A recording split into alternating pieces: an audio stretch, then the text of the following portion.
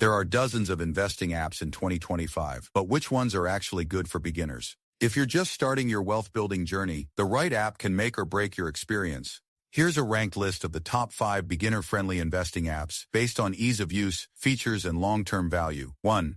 Fidelity, the all-around winner. If you're new to investing and want a platform that's safe, reliable, and long-term focused, start here. Why it stands out: buy fractional shares with as little as $1. No trading fees on stocks or ETFs. Perfect for index fund investing, VTI, VOO, QQQ, etc. Great retirement tools, IRA, Roth IRA options, excellent customer service and education resources.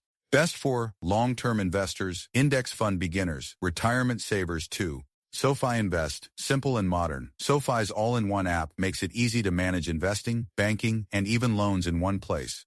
Why people love it: super clean, intuitive interface. Invest in crypto, stocks, ETFs, all in one app. Auto invest feature for hands-off users. Offers free access to financial planners.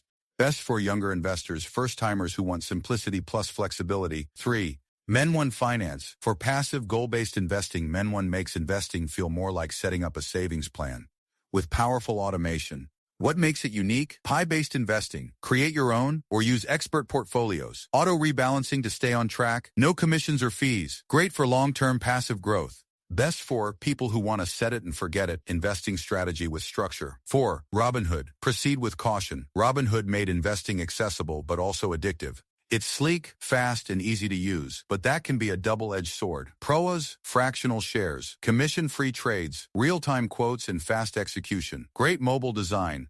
Cons: gamified UI can tempt risky trades, not ideal for building slow, steady wealth. Best for disciplined users who understand the risks and want direct control.